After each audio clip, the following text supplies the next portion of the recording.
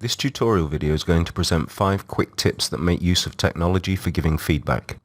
Firstly, thinking about group or class feedback, for example, relating to performance in presentations or after a PBL session, 2 easy communication tools are Moodle's News Forum and Quickmail.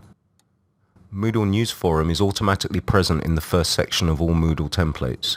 Students are by default subscribed to the forum, meaning they will receive email notification, and as with all forums, it provides a lasting reference in the Moodle course even if students delete the email. Posts made can include text, attachments, video and audio and web links, so overall a useful tool for sending out feedback or messages to groups or classes.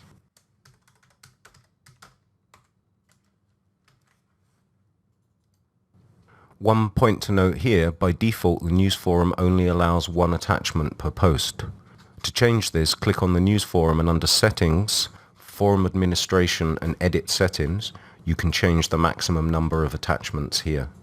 Useful in a similar way to news forums is Quickmail. To install Quickmail, first turn editing on, then under Add a Block, add Quickmail.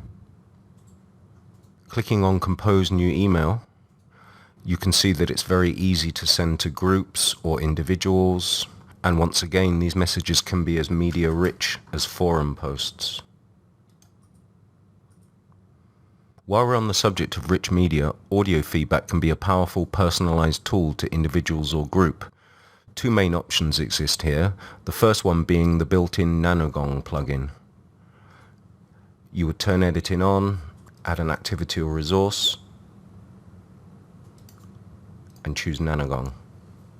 Nanogong is accessed by clicking on this icon, recording an audio file and then simply posting it as an attachment to a forum post or as a file that stands alone in isolation. 2 negatives associated with Nanogong, the main one being that it requires your browser to have the Java plugin enabled. The second negative is that I find it slightly buggy and it can sometimes cause system crashes as well. A more surefire option is to use an MP3 recorder such as Audacity, which is free, and then you can simply record an audio file as an MP3 and then upload or attach the MP3 as you would other files. The fourth tip is to use Moodle Feedback, which allows you to get feedback from your students and allows you to set it up so that their answers or comments are anonymous if you wish.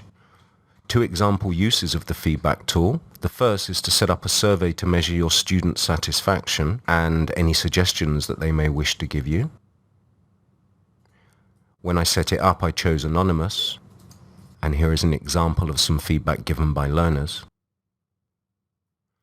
A second example could be to use it for quick polls used in class that can check learners' understanding of the subject matter and thus inform your future teaching.